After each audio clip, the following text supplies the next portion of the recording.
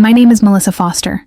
I'm 32 years old, and while I was enduring my third round of aggressive chemotherapy for stage 3 breast cancer that threatened to end my life before I turned 33, my parents Janet and Richard Foster secretly liquidated my entire $720,000 medical treatment fund to pay for my sister Brittany's multiple IVF treatments, then justified their devastating betrayal by claiming that Melissa will recover anyway, but Brittany needs to become a mother while she still can. What they didn't know was that while I appeared weakened and vulnerable from the brutal cancer treatments that left me bald, nauseous, and fighting for my survival, I had been quietly working with medical malpractice attorneys and patient advocacy groups who were horrified by my family's theft of funds that my grandmother had specifically designated for my healthcare emergencies, and that every stolen dollar, every callous justification, and every moment of their celebration, while I suffered, was being meticulously documented for the legal reckoning that would ultimately ensure my survival while destroying their freedom and reputation forever. The cancer diagnosis that would change my life forever came during what should have been a routine annual checkup with my primary care physician, Dr. Sarah Williams, when she discovered an unusual lump during a breast examination that led to immediate imaging, multiple biopsies, and the devastating news that I had developed an aggressive form of invasive ductal carcinoma that had already begun spreading to nearby lymph nodes and would require immediate, comprehensive treatment to prevent further metastasis. Melissa, I need you to understand that this is a very serious diagnosis. Dr. Williams explained during the consultation that would forever divide my life into before and after cancer. But with aggressive treatment, including surgery, chemotherapy, and radiation, many patients with similar diagnoses achieve complete remission and go on to live full, healthy lives. The treatment plan that my oncologist, Dr. Michael Chen, developed was comprehensive and expensive, involving neoadjuvant chemotherapy to shrink the tumors before surgery, followed by a modified radical mastectomy, additional chemotherapy cycles, targeted radiation therapy, and years of follow-up care, including regular imaging, blood work, and medication management that would cost hundreds of thousands of dollars, even with health insurance coverage. The total cost of your treatment protocol will likely exceed $500,000 over the next 2 years, Dr. Chen explained during our treatment planning session. And while your insurance will cover a significant portion, there will be substantial out-of-pocket expenses for premium medications, experimental therapies, and the kind of comprehensive care that gives you the best possible chance of beating this cancer. The financial reality of cancer treatment was overwhelming, but I was fortunate to have access to the medical emergency fund that my beloved grandmother Eleanor Foster had established specifically to ensure that her family members could afford life-saving health care without worrying about insurance limitations, deductibles, or access to cutting-edge treatments that might not be covered by standard policies.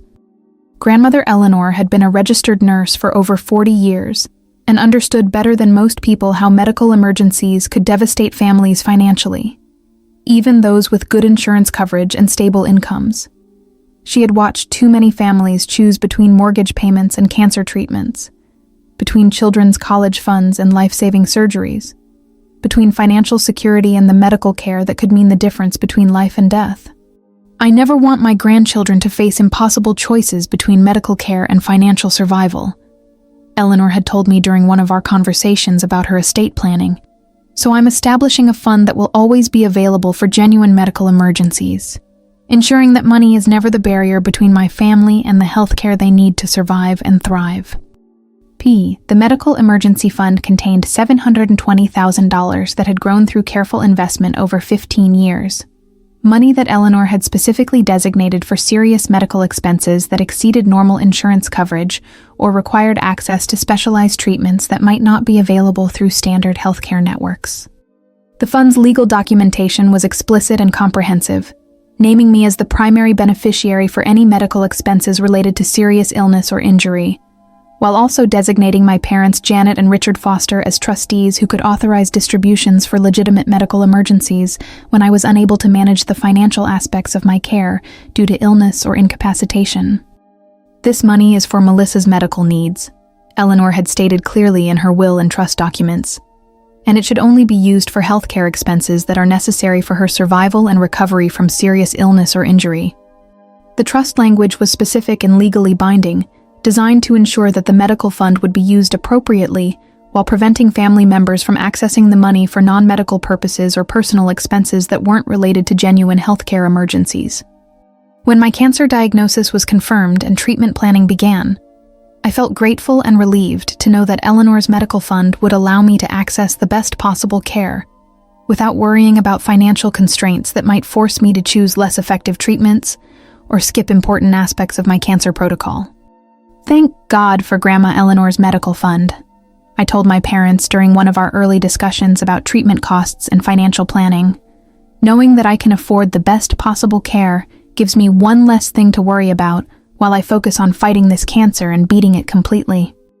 Janet and Richard both agreed that Eleanor's fund was exactly what she had intended it for, and they assured me that they would handle all the financial logistics while I concentrated on treatment and recovery rather than worrying about insurance claims, medical bills, and the complex financial management that comes with serious illness.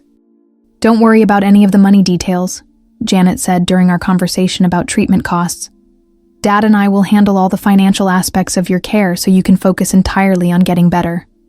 That's exactly what Grandma Eleanor wanted, for medical expenses to never be a barrier to your health and recovery.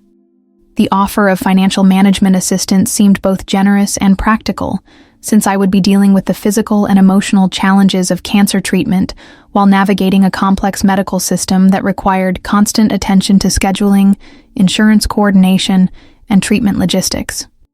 But what I didn't understand at the time was that Janet and Richard's offer to handle the financial aspects of my care was actually the beginning of a systematic theft that would divert my medical fund to pay for my sister Brittany's fertility treatments while I struggled with cancer and faced mounting medical bills that should have been covered by my grandmother's generous provision for healthcare emergencies. My relationship with my younger sister Brittany had always been complicated by the 3-year age gap between us and the different life paths we had chosen, with me focusing on career development as a marketing consultant, while Brittany had married young and spent her adult years trying to conceive children with her husband Derek through increasingly expensive and emotionally demanding fertility treatments. Brittany Mitchell was 29 years old and had been struggling with infertility for over 4 years, undergoing multiple rounds of intrauterine insemination, hormone treatments, diagnostic procedures, and in vitro fertilization attempts that had cost her and Derek over $200,000 without producing the pregnancy she desperately wanted. "We've tried everything," Brittany would say during family gatherings, where she discussed her fertility struggles with the kind of detailed openness that made everyone uncomfortable. "But the doctors say we need to keep trying more expensive treatments if we want to have our own biological children." The fertility treatments had become an obsession for Brittany and Derek, consuming their savings, maxing out their credit cards, and creating financial stress that affected their marriage, their social relationships, and their mental health as they pursued increasingly costly interventions that offered decreasing chances of success with each failed cycle. "IVF is our last hope," Brittany had explained during one of her emotional appeals for family support. "But each cycle costs $15,000 to $25,000, and our insurance only covers a small portion of the expenses. We need several cycles to have a realistic chance of success, but we don't have that kind of money." Our parents, Janet and Richard, had always been supportive of Brittany's fertility journey, providing emotional encouragement and occasional financial assistance when she faced unexpected medical bills or needed help covering the costs of medications and diagnostic procedures that weren't fully covered by insurance. "We want to help Brittany and Derek achieve their dream of becoming parents," Janet would say whenever family members questioned the wisdom of spending enormous amounts of money on fertility treatments with uncertain outcomes. And family should support each other during difficult times. The family support for Brittany's fertility struggles was well-intentioned and emotionally understandable, but it also created a dynamic where her reproductive goals became a family priority that overshadowed other concerns and consumed disproportionate amounts of attention and resources.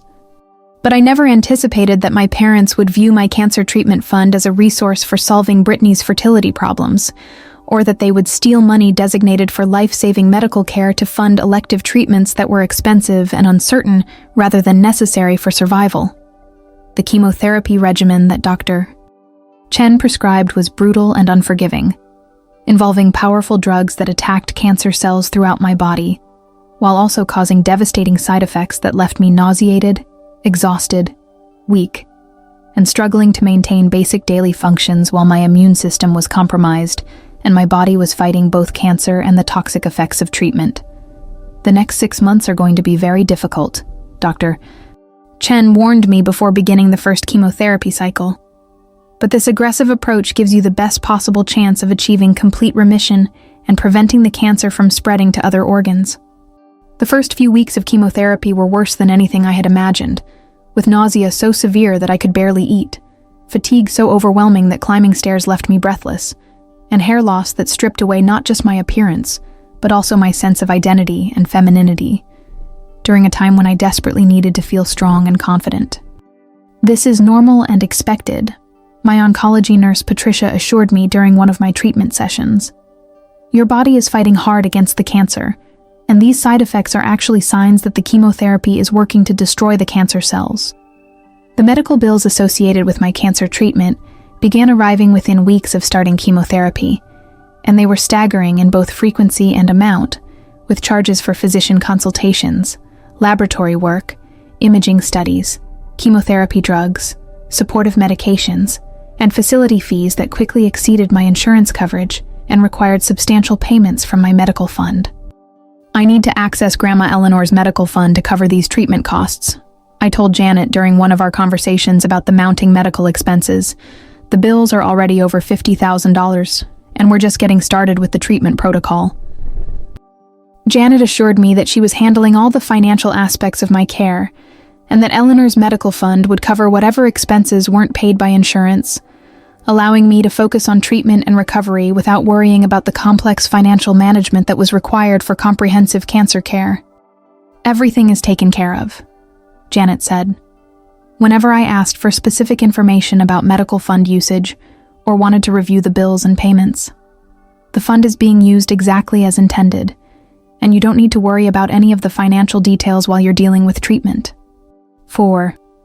The vague reassurances about financial management were initially comforting, since I was struggling with the physical and emotional demands of cancer treatment and wasn't capable of managing complex financial logistics while dealing with chemotherapy side effects and the constant medical appointments that consumed my days and energy.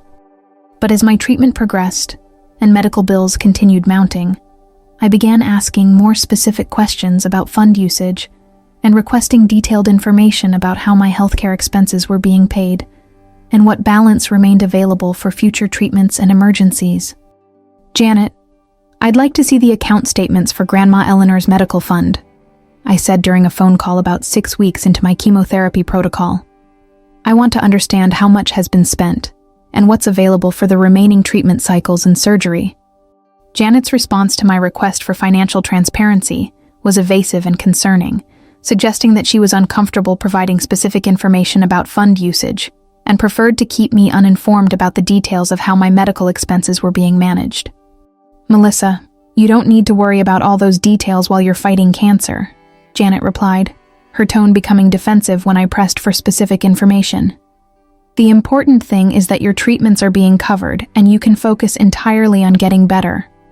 The resistance to providing basic financial information about my own medical fund was alarming and prompted me to contact the bank directly to request account statements and transaction records that would show exactly how Eleanor's money was being used for my healthcare expenses. What I discovered when I received the bank records was devastating and incomprehensible. Instead of covering my cancer treatment costs, the medical fund was being systematically drained to pay for Brittany's IVF treatments, fertility medications, and related expenses that had nothing to do with my healthcare needs or the life-threatening medical emergency that Eleanor's fund was specifically designed to address.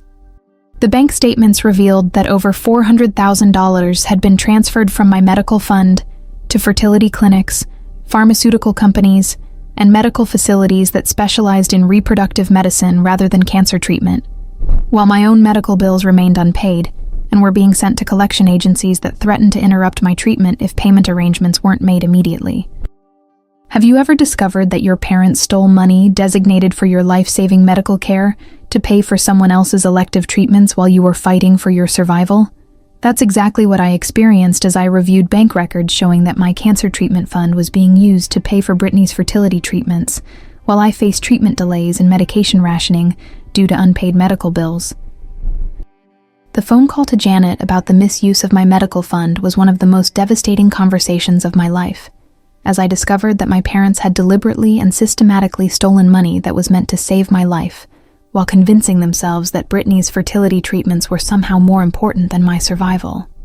"Janet, I received the bank statements for Grandma Eleanor's medical fund," I said, calling her immediately after discovering the fraudulent transfers.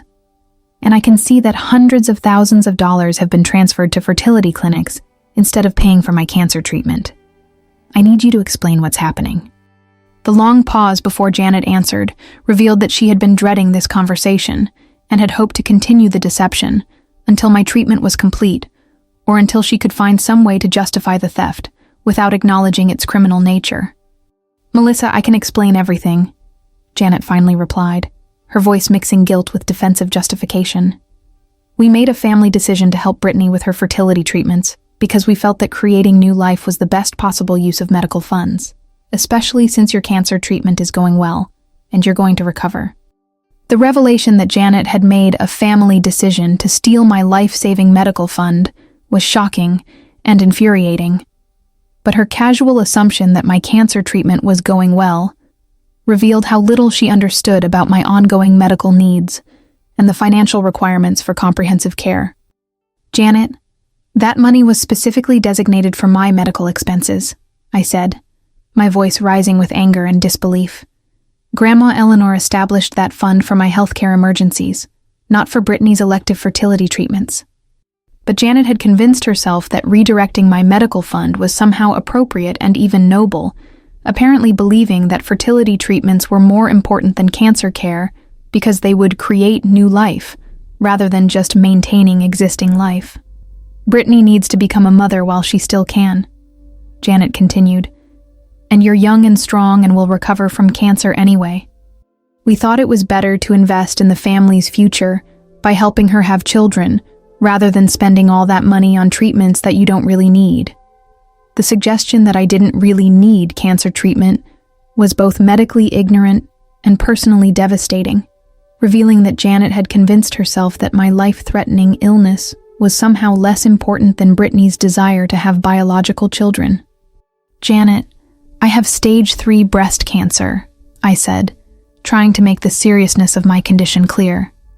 "Without proper treatment, this disease will kill me. That medical fund is the difference between life and death for me." But Janet continued to minimize my cancer diagnosis while elevating Brittany's fertility struggles, apparently believing that reproductive medicine was more important than oncology because it created new family members rather than just preserving existing ones. "You're being overly dramatic about your prognosis," Janet replied dismissively. "The doctors have told us that your treatment is going well and that you're going to be fine. Meanwhile, Brittany's biological clock is ticking, and if she doesn't have children soon, she'll never be able to become a natural mother." The characterization of my cancer diagnosis as overly dramatic, while treating Brittany's fertility timeline as urgent, was both medically absurd and emotionally devastating, showing how completely Janet had inverted the relative importance of life-saving medical care versus elective reproductive treatments. As I processed the magnitude of Janet's betrayal and began to understand that my cancer treatment fund had been systematically stolen while I struggled with chemotherapy and faced mounting medical bills, I realized that family confrontation would be insufficient to recover my money and ensure my survival, and that legal action would be necessary to address the theft and secure the medical funding I needed to complete treatment. But I also understood that pursuing legal remedies while fighting cancer would be emotionally and physically challenging, requiring me to build a case against my own parents while dealing with the ongoing medical crisis that they had made much more difficult by stealing the resources I needed for comprehensive care. The decision to secretly work with attorneys while continuing to appear vulnerable and dependent was both strategic and necessary, since I needed to recover my medical fund quickly enough to continue treatment, while also building a strong legal case that would ensure appropriate consequences for the theft and prevent future exploitation.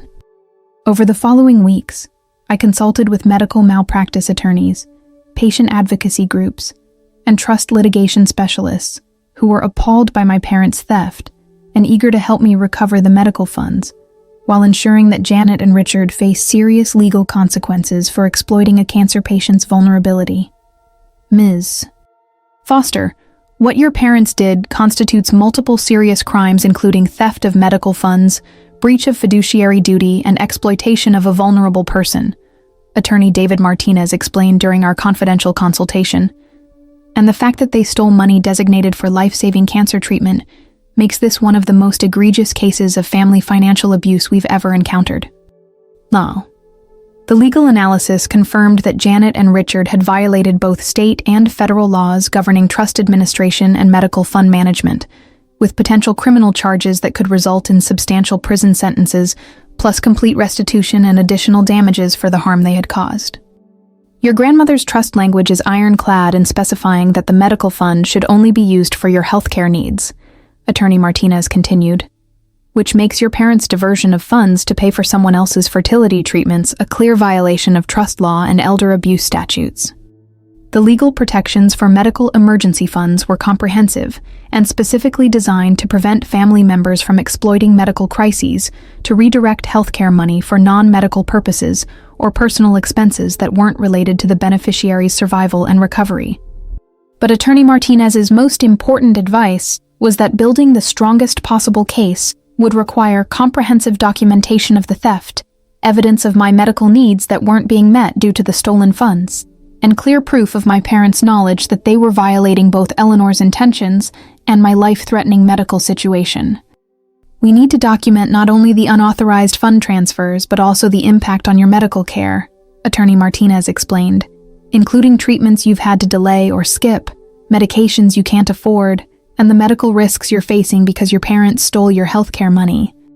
The documentation process was emotionally difficult, but legally necessary, requiring me to gather evidence of medical bills that remained unpaid, treatments that had been postponed due to cost, and medications that I was rationing or skipping entirely because I couldn't afford them without access to my medical fund.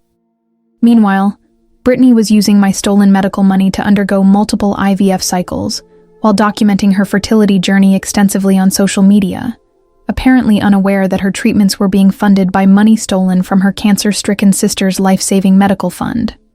Starting another IVF cycle, Brittany posted on Instagram, along with photos of fertility medications and positive messages about her reproductive journey, feeling so grateful for the opportunity to pursue our dream of becoming parents with the support of family who believe in our future.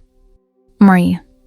The social media posts about fertility treatments being funded by my stolen medical money were painful to witness, but they were also legally valuable evidence that demonstrated how my parents had diverted healthcare funds while I struggled with cancer treatment and faced financial barriers to accessing necessary care. But while Brittany celebrated her fertility treatments and Janet and Richard supported her reproductive journey, I was dealing with the devastating consequences of having my medical fund stolen during the most critical period of my cancer treatment. The immediate impact of the theft was both medically dangerous and emotionally devastating, as I was forced to delay recommended treatments, ration expensive medications, and make impossible choices between different aspects of my care based on which expenses I could afford, rather than which treatments were most likely to save my life. I'm having trouble affording the supportive medications that help manage your chemotherapy side effects, I had to tell Dr. Chen during one of my appointments. And some of the recommended supplements and treatments aren't covered by insurance. Can we find less expensive alternatives? Dr. Chen was concerned about the financial barriers I was facing and worked with his staff to identify patient assistance programs and generic alternatives that could reduce costs. But he also warned me that cutting corners on supportive care could compromise the effectiveness of my cancer treatment and increase the risk of dangerous complications. Melissa, I understand that cancer treatment is expensive, but skipping supportive medications and recommended therapies could seriously affect your outcomes, Dr. Chen explained.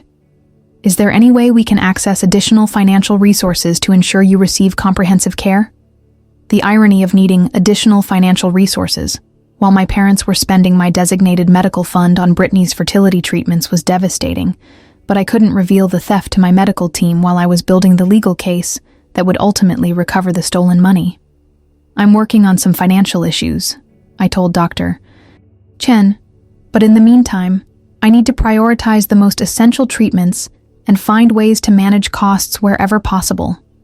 The conversation was heartbreaking because it represented exactly the kind of financial compromise that Eleanor's medical fund was designed to prevent, ensuring that her granddaughter would never have to choose between cancer treatments and financial survival. But while I was rationing medications and delaying treatments due to the theft of my medical fund, Brittany was celebrating her successful pregnancy after multiple IVF cycles funded entirely by money stolen from my cancer care. "We're pregnant," Brittany announced on social media, along with professional maternity photos and emotional messages about her fertility journey. "After years of trying and multiple treatments, we're finally going to be parents. Thank you to everyone who supported us through this difficult process." The pregnancy announcement was devastating to see, knowing that Brittany's fertility success had been purchased with money designated for my life-saving cancer treatment. But the social media celebration was also providing valuable evidence of how my stolen medical fund had been used for someone else's reproductive goals. The maternity photo shoot that Brittany commissioned was elaborate and expensive, featuring professional photography, designer maternity clothes, and luxury props that had cost more than my monthly cancer treatment expenses, all funded by money that should have been paying for my chemotherapy and supportive care. Feeling so blessed and grateful for this miracle pregnancy, Brittany posted along with dozens of professional maternity photos, "We can't wait to meet our little miracle and start our family journey together." The celebration of her miracle pregnancy was particularly painful, because the real miracle would have been my survival through comprehensive cancer treatment, funded by the medical emergency money that Eleanor had specifically set aside for my healthcare needs. But the most devastating aspect of Brittany's pregnancy celebration was the enthusiastic family support she received, with Janet and Richard treating her fertility success as the most important family development while continuing to minimize my cancer diagnosis and medical needs. "We're so excited about becoming grandparents," Janet posted on social media, sharing Brittany's pregnancy announcement with proud grandparent commentary. "This is the most wonderful news our family has received, and we can't wait to welcome our first grandchild." The characterization of Brittany's pregnancy as the most wonderful news, while I was fighting for my life with stage 3 breast cancer, revealed how completely my parents had prioritized her reproductive goals over my survival, treating fertility treatments as more important than cancer care. As Brittany's pregnancy progressed, and she continued documenting her journey with expensive maternity experiences, funded by my stolen medical money, I was secretly building the legal case that would ultimately expose the theft and recover the funds I needed to complete my cancer treatment and survive. The forensic accounting analysis that was conducted as part of my legal case revealed the full extent of my parents' theft and provided comprehensive documentation of how Eleanor's medical fund had been systematically diverted from cancer treatment to fertility treatments while I faced life-threatening medical needs. "Your parents transferred $687,000 from your medical emergency fund to pay for fertility treatments, pregnancy-related expenses, and luxury items associated with your sister's reproductive journey," forensic accountant Patricia Williams explained during our case review meeting, "while your own medical bills totaling over $300,000 remained unpaid and were sent to collections." The forensic analysis revealed that Janet and Richard had not only stolen my medical fund, but had also used the money for expenses that went far beyond basic fertility treatments, including luxury maternity services, expensive baby preparations, and lifestyle enhancements that had no medical justification. "Your sister used your medical money to pay for premium fertility treatments, luxury maternity photography, expensive pregnancy supplements, designer maternity clothes, and even a high-end nursery renovation," Patricia continued, demonstrating that the fund was treated as a general resource for pregnancy-related expenses rather than being restricted to legitimate medical necessities. The evidence of excessive and inappropriate spending was both legally damaging and personally infuriating, since it proved that my parents had allowed Brittany to treat my life-saving medical fund as unlimited financing for luxury pregnancy experiences while I rationed medications and skipped treatments. But Patricia's most important finding was that the theft had been systematic and premeditated, with Janet and Richard planning the diversion of funds months in advance, rather than making impulsive decisions based on immediate medical emergencies. Bank records show that your parents began transferring money from your medical fund to fertility clinic accounts before your cancer was even diagnosed, Patricia explained, which proves that they were planning to steal these funds regardless of your medical situation and had decided to prioritize your sister's fertility treatments over your healthcare needs. The evidence of premeditation was crucial for establishing criminal intent and ensuring maximum penalties for Janet and Richard's theft, since it proved that they had deliberately violated Eleanor's trust provisions rather than making difficult decisions during a medical crisis. As the legal case was prepared and evidence was compiled, Brittany was planning an elaborate baby shower celebration that would provide the perfect venue for serving legal papers and exposing the criminal source of her pregnancy funding to the family members who had been celebrating her fertility success. Planning the most beautiful baby shower ever, Brittany posted on social media, along with photos of expensive decorations and luxury catering that were being funded by my stolen medical money.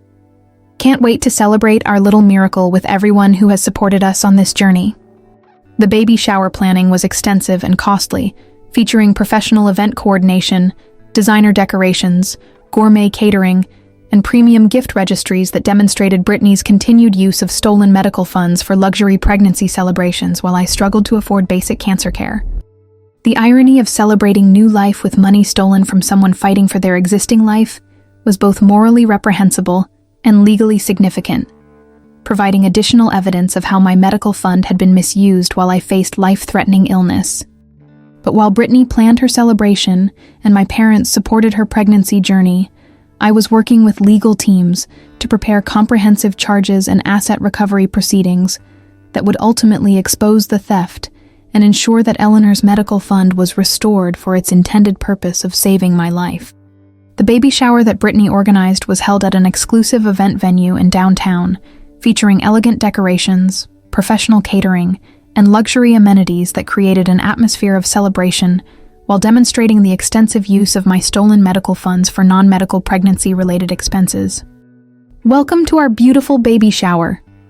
Brittany greeted guests with obvious excitement and pride, clearly believing that her pregnancy celebration was legitimate and well-deserved, rather than understanding that every beautiful element had been purchased with money stolen from her cancer-stricken sister's medical emergency fund.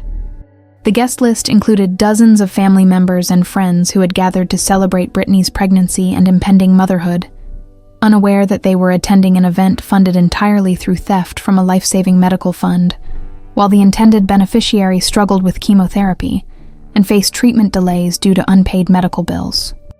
I arrived at the baby shower wearing a headscarf to cover my chemo-induced hair loss, my appearance clearly reflecting the physical toll of cancer treatment while contrasting sharply with the festive atmosphere and luxury elements that had been purchased with my stolen medical money. "Melissa, I'm so glad you could make it." Brittany greeted me with apparent warmth, seemingly oblivious to the irony of celebrating her pregnancy with funds stolen from my cancer treatment, while I sat pale and exhausted in the corner of her elaborate party. The baby shower atmosphere was joyful and celebratory, with guests praising Brittany's pregnancy journey and expressing excitement about the upcoming birth, while remaining completely unaware that every aspect of the celebration had been funded through systematic theft from a cancer patient's medical emergency fund. "Brittany has created such a beautiful celebration," one guest commented during the gift opening portion of the shower. "Everything is so elegant and thoughtfully planned. She and Derek are going to be wonderful parents." The praise for Brittany's celebration planning was painful to hear, knowing that every elegant detail had been purchased with money that should have been paying for my chemotherapy medications and cancer treatments. But the comments were also providing valuable documentation of how stolen funds had been perceived and celebrated by unsuspecting family members.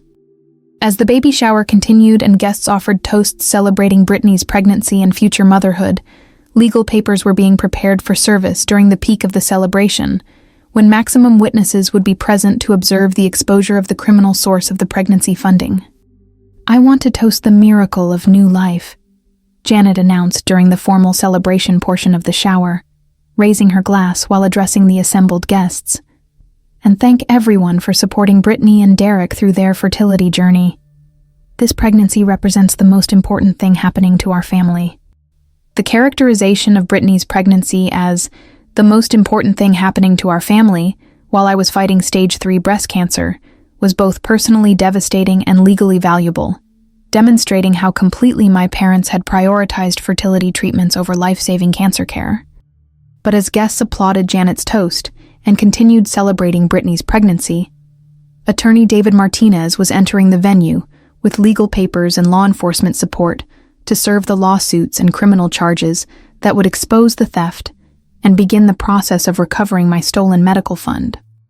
At exactly 3 p.m., during the peak of Brittany's baby shower when all guests were gathered for the gift presentation and family toasts, attorney Martinez approached the head table with federal agents who would serve papers on Janet, Richard, and Brittany for their roles in stealing and benefiting from my medical emergency fund. Janet Foster, Richard Foster, and Brittany Mitchell, attorney Martinez announced in a clear voice that carried throughout the elegant venue. You are being served with federal criminal charges and civil lawsuits for theft of medical emergency funds, exploitation of a vulnerable person, and conspiracy to defraud a cancer patient of life-saving healthcare resources. The reaction from the baby shower guests was immediate and dramatic, with conversation stopping abruptly as people realized that Brittany's celebration was being interrupted by federal agents serving criminal charges related to the funding source that had made her pregnancy treatments and celebration possible.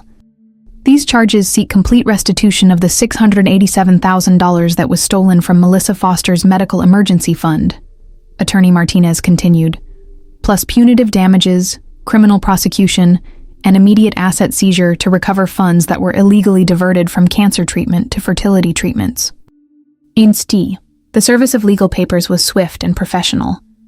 But the impact on the baby shower atmosphere was devastating, as family members and friends realized that they had been celebrating a pregnancy that was funded entirely through theft from a cancer patient's medical emergency fund. Have you ever watched your family get arrested at a party they funded with money stolen from your cancer treatment while you sat in the corner wearing a headscarf from chemotherapy? That's exactly what I experienced as Janet, Richard, and Brittany were served with criminal charges while their baby shower guests realized they had been celebrating theft from a life-saving medical fund. The baby shower guests were shocked and horrified as they understood the criminal nature of Brittany's pregnancy funding, with many people expressing immediate sympathy for my situation and outrage about the theft, while others quickly left the venue to avoid association with people who had stolen from a cancer patient's medical care. I can't believe they stole Melissa's cancer treatment money to pay for fertility treatments, whispered one guest as the legal implications became clear. She's fighting for her life while they celebrated with her stolen medical fund. The exposure of the theft was comprehensive and public, ensuring that everyone who had been celebrating Brittany's pregnancy now understood that her fertility success had been purchased with money stolen from her cancer-stricken sister's medical emergency fund. Brittany's reaction to being served with criminal charges was immediate and panicked, as she realized that her pregnancy celebration was actually evidence of her participation in systematic theft from a medical emergency fund while her sister faced life-threatening illness. "Melissa, I didn't know this was wrong," Brittany said, approaching me with a desperate expression as federal agents documented the baby shower as evidence of how stolen medical funds had been used for luxury pregnancy celebrations. "Your parents told me that the family had decided to help with fertility treatments, and I thought it was legitimate financial support." The claim of ignorance about the source of her fertility funding was contradicted by extensive evidence that she had been present during family discussions about diverting my medical fund. But her panic revealed her awareness that benefiting from stolen healthcare money would result in serious legal consequences. "Brittany, you knew that money came from my medical emergency fund," I replied, "and you celebrated your pregnancy while I rationed cancer medications and skipped treatments because I couldn't afford them." But Brittany was more concerned about her personal legal liability than about the impact on my cancer treatment, apparently viewing the criminal charges as an attack on her pregnancy, rather than understanding them as consequences for participating in theft from a life-threatening medical situation. Meanwhile, Janet and Richard were also struggling to process the legal consequences of their theft, attempting to justify their actions as appropriate family financial management rather than acknowledging the criminal nature of stealing medical funds from a cancer patient. "We were trying to create new life and build the family's future," Janet said as she was processed for criminal charges. Melissa's cancer treatment was going well, but Brittany needed help becoming a mother before it was too late. The continued justification of theft as family planning revealed that Janet still didn't understand the seriousness of diverting medical emergency funds or the life-threatening consequences her actions had created for my cancer treatment and survival. As federal agents continued processing evidence and serving criminal charges, I felt a combination of vindication and sadness about the justice that was finally being served, while also grieving the family relationships that had been destroyed by greed and the callous prioritization of fertility treatments over cancer survival. The aftermath of the criminal charges was swift and comprehensive, with federal prosecutors and civil attorneys working together to ensure complete recovery of my medical fund, while Janet, Richard, and Brittany faced appropriate criminal and civil consequences for their theft from a cancer patient's life-saving healthcare resources. Your family members are facing federal charges including theft of medical funds, exploitation of a vulnerable person, conspiracy to defraud, and elder abuse violations, Assistant U.S. Attorney Sarah Johnson explained during our meeting about the criminal case timeline. And the evidence is so comprehensive that we expect guilty pleas rather than trials that would result in even more severe sentences. The federal charges carried potential prison sentences of 10 to 15 years for each defendant, reflecting both the financial magnitude of their theft and the particularly cruel nature of stealing medical funds from a cancer patient during treatment. The asset recovery proceedings have already begun, Attorney Johnson continued, with immediate seizure of luxury items purchased with your stolen medical fund and liquidation of assets to provide complete restitution, plus additional damages for the medical complications caused by treatment delays. The financial recovery process was comprehensive and efficient, ensuring that I would have immediate access to the medical funding I needed to complete cancer treatment while also receiving additional compensation for the harm caused by my parents' theft. Janet was ultimately sentenced to 6 years in federal prison, while Richard received 5 years and Brittany was sentenced to 3 years, ensuring that everyone who had participated in the theft would face substantial consequences while I used the recovered medical fund to access the comprehensive cancer care that would ultimately save my life. Your family members will serve their full sentences without possibility of parole, Attorney Johnson informed me during our final meeting, and they'll be required to make complete restitution plus additional damages that bring your total recovery to over $1.2 million for comprehensive medical care and compensation. The prison sentences were appropriate and satisfying, ensuring that people who would steal from a cancer patient's medical fund would face serious consequences while providing me with the resources necessary, not just for survival, but for complete recovery and long-term health monitoring. The comprehensive cancer treatment that I was finally able to afford with my recovered medical fund included cutting-edge immunotherapy, personalized treatment protocols, and premium supportive care that dramatically improved my prognosis and quality of life during treatment. Your response to treatment has been excellent, Dr. Chen told me during one of my follow-up appointments. And, with the comprehensive care you're now receiving, your chances of complete remission and long-term survival are very good. The medical success that resulted from having access to Eleanor's full medical fund was both personally gratifying and a fitting tribute to her memory, ensuring that her generous provision for healthcare emergencies had ultimately served its intended purpose of saving my life. As I completed my cancer treatment and achieved remission status, I reflected on the year that had transformed me from a cancer patient whose family stole her medical fund to a survivor who had successfully recovered her stolen resources and ensured appropriate justice for people who would exploit someone's medical vulnerability. The medical emergency fund that Eleanor had established to ensure my survival had ultimately accomplished exactly what she intended, though the path to that survival had required legal battles against family members who had betrayed her trust and my medical needs for their own reproductive goals. If you're reading this and you're dealing with family members who have stolen from your medical funds or exploited your health crisis for their own purposes, please know that comprehensive legal remedies are available to recover stolen healthcare resources, while ensuring that criminals face appropriate consequences regardless of their family relationships. Theft of medical emergency funds carries serious federal penalties, including substantial prison sentences and complete restitution, especially when family members exploit medical vulnerability to redirect life-saving resources for elective treatments or personal expenses. Sometimes the most important thing you can do for your own survival is to pursue complete legal justice, rather than accepting family manipulation that prioritizes other people's wants over your medical needs and life-threatening health situations. Medical emergencies reveal the true character of family members, and those who would steal from someone fighting for their life deserve no mercy when justice arrives to protect the vulnerable and ensure that healthcare resources serve their intended life-saving purposes. If this story resonated with you, please hit that subscribe button and share your experiences in the comments below. Have you ever had family members steal from your medical funds or exploit your health crisis for their own benefit while expecting you to prioritize their needs over your own survival? Your story might help someone else who's facing similar medical fund theft and needs to understand that comprehensive legal remedies are available for recovering stolen healthcare resources and ensuring appropriate criminal consequences. Thank you for joining me on this journey. And remember that your medical funds and healthcare resources are worth protecting through whatever legal means necessary, even when the thieves are family members who claim their needs are more important than your survival. See you in our next story here on Her Sweet Revenge.